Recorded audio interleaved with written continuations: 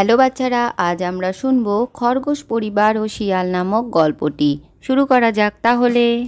গভীর ঘন জঙ্গলে একটি অহংকারী আর শক্তিশালী শিয়াল থাকতো।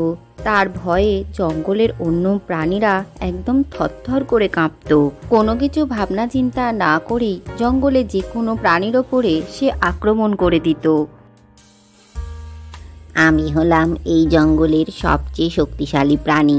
আমাকে জঙ্গলের সমস্ত জন্তু জানোয়াররাই ভয় পায়। আমি এই জঙ্গলে যা খুশি তাই করতে পারি। জঙ্গলে একটি খরগোশের খুবই শান্তশিষ্ট আর নিরীহ পরিবার থাকতো। বাবা, মা আর ছোট বাচ্চা তাদের সঙ্গে থাকতো। তাদের ছোট বাচ্চাটির নাম ছিল চিকু। চিকু ছিল খুবই শান্ত স্বভাবের আর খুবই বুদ্ধিমান। একদিন চিকুর বাবা তাকে ডেকে বলল, শোনো চিকু, তোমার বাকি শিক্ষা পূরণ করার জন্য আমাদের গুরুর কাছে তোমাকে যেতে হবে। ভালো হবে তুমি কালকেই রওনা দাও। ঠিক আছে বাবা, আমি কালকেই চলে যাব। পরের দিনই চিকু তার বাবার কথা মতো নিজের শিক্ষা পূরণ করার জন্য জঙ্গল থেকে অন্য জঙ্গলে চলে গেল। এদিকে দুষ্টু শিয়াল খরগোশের সেই পরিবারটিকে দেখে ফেলে আর সেখানে পৌঁছে যায়। কোনো কিছু ভাবনা চিন্তা না করেই তাদের ওপরে ঝাঁপিয়ে পড়ে আর সেই খরগোশের দলকে সে একেবারেই মেরে ফেলে। এই সবই দৃশ্য আকাশে উঠতে উঠতে চিল লক্ষ্য করে। কিছুদিন বাদে চিকু বাড়িতে ফিরে এসে দেখে সেখানে কিছু রক্তের দাগ ছিটিয়ে রয়েছে। তখনই সেখানে চিল এসে হাজির হয়। আরে চিকু, এখানে তোমার বাবা মাকে সেই দুষ্টু শিয়াল একেবারেই মেরে ফেলেছে। আমি সেদিন নিজের চোখে সব কিছু দেখেছি।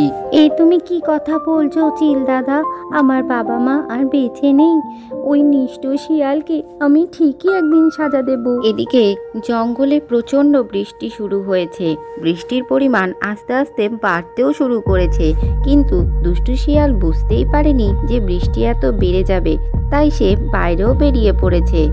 আরে খাবার খোঁজার জন্য বাইরে তো চলে এলাম, আর বৃষ্টিও পড়ছে। তবে এই বৃষ্টি আমার কিছুই করতে পারবে না। যাই শিকার ধরে খেয়ে আসি। জঙ্গলের মধ্যে দিয়ে যেতে যেতে বৃষ্টি আরো বাড়তে থাকে। সে বুঝতে পারে সে অনেক বড় ভুল করে ফেলেছে। তাই সে সাহায্য চাওয়ার জন্য একটি গুহার সামনে চলে আসে। গুহার মধ্যে কে আছো? বেরিয়ে আসো বলছি। আমাকে এক্ষুনি সাহায্য করো, না হলে গুহায় ঢুকে তোমাকে একেবারে শেষ করে দিয়ে আসবো। গুহার মধ্যে বাস করত একটি ভাল্লুক। সে এসে বলে, চলে যাও এখান থেকে। এখন তুমি বিপদে পড়েছো বলে আমার থেকে সাহায্য চাইতে এসছো?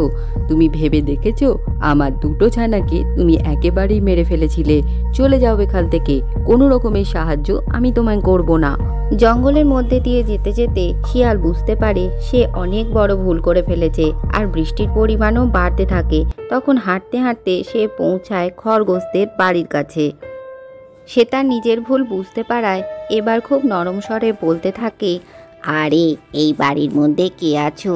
আমাকে এই বৃষ্টির মধ্যে একটু থাকতে দিতে পারো? তুমি এই জায়গাটা ভালো করে দেখো শিয়াল। আমি হলাম সেই ঝিকু যার বাবা মাকে তুমি এই জায়গাতেই মেরেছিলে।